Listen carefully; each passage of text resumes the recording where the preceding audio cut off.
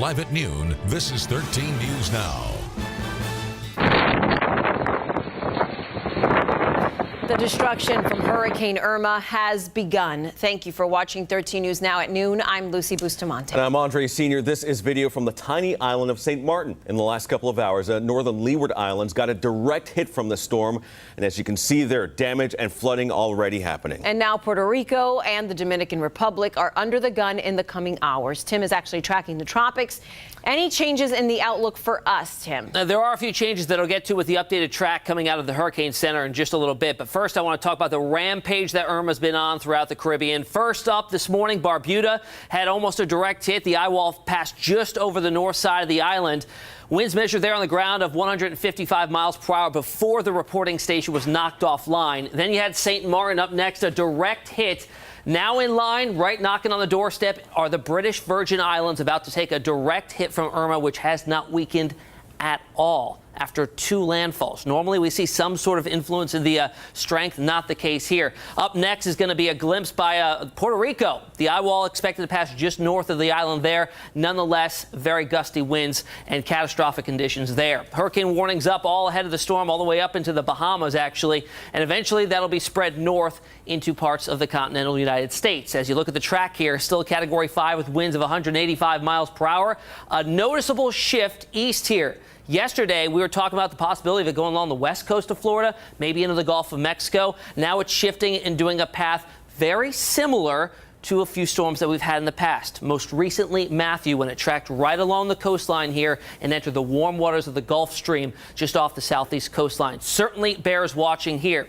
The reason why the models have shifted, well, it actually started to travel northward a little bit earlier than was expected, so they had to redo all the model runs here and show that shift much farther to the east, possibly even missing Florida altogether, the eye wall at least. The outer band still will, and maybe going somewhere up in the Carolinas. Again, this could change, still several days out, but that's the latest update there from the Hurricane Center and the computer models. We'll talk more about what that means for our forecast, plus our risk of severe weather this afternoon. Coming up in just a few minutes, guys. All right, Tim, thank you. Irma is one of the most powerful storms ever recorded, and it's taking aim, as you saw there, at Florida. That's why Governor Rick Scott already announced the state of emergency for all 67 counties.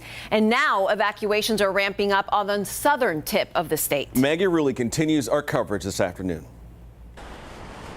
Hurricane Irma's tearing through the Caribbean as a powerful Category 5 and showing no signs of slowing down. St. Bart's, Barbuda, Guadalupe caught up in the devastating path. The storm's now bearing down on St. Martin, battering the tourist hotspot with sustained winds of 185 miles per hour and gusts even higher. We are literally inside like three doorways in, and this is what you can hear and see. The U.S. now bracing for impact. Puerto Rico's preparing for a catastrophic event with 700 people already in shelters. No one is ever ready for a Category 5 hurricane. And Florida is sitting directly in its path. This is serious, and we cannot take chances. The Florida Keys under mandatory evacuation. If you're told to evacuate, get out quickly. Remember, we can rebuild your home, but we cannot rebuild your life. Station after station out of gas. They put up caution tape. Nobody has anything. Critical supplies running short. Absolutely crazy. The lines wrapped around the entire inside of the store. Hundreds of people waiting in line for water in Miami. Costco sold out of water. Residents boarding up their windows to protect against expected wind speeds of more than 145 miles per hour. The president has declared a state of emergency in Florida, the U.S. Virgin Islands, and Puerto Rico.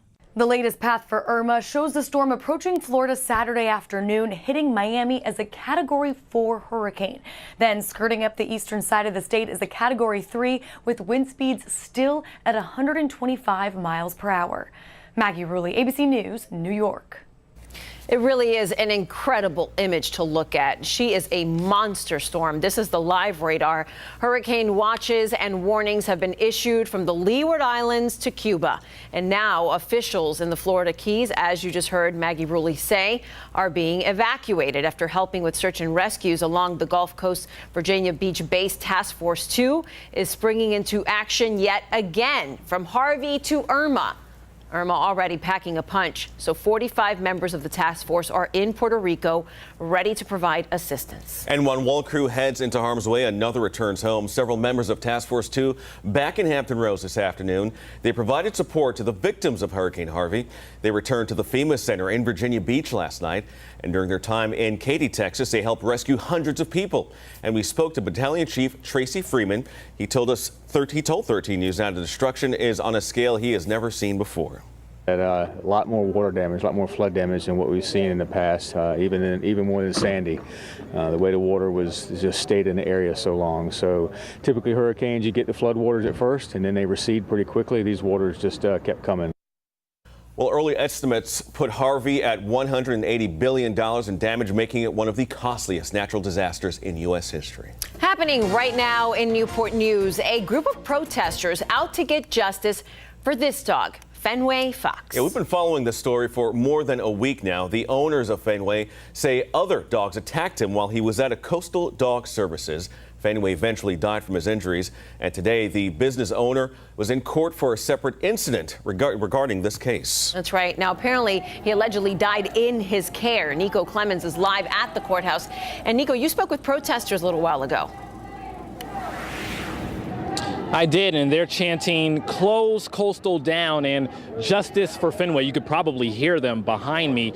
But they're not just demanding justice for Fenway. They're also demanding justice for another dog that allegedly died while at Coastal Dog Services in June. Now, again, behind me, you can see these protesters. They've been going hard, I would say, for the last hour or so. There's about 30 people out here. Again, the owner of Coastal Dog Services is expected in court this afternoon for that June incident. Animal Services already charged Coastal with animal cruelty. Now, I did speak with Fenway's owner a few moments ago, Jason Fox. We've been talking to him for the last 2 weeks almost. He says his goal now is to make sure Coastal no longer stays in business.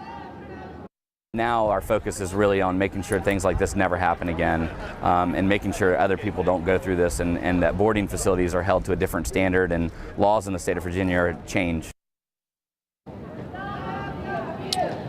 Now, Coastal's owner, Rick Tavalia, he's expected in court at 1 o'clock. These protesters plan to be out here till about 12:30. Now, I did call to find out and to get an update on this recent investigation at Coastal Dog Services. We're told that that investigation is still ongoing and no charges have been filed at this time. We're back at 4 with an update from today's hearing that starts again at 1 o'clock. Live in Newport News, I'm Nico Clemens, 13 News Now.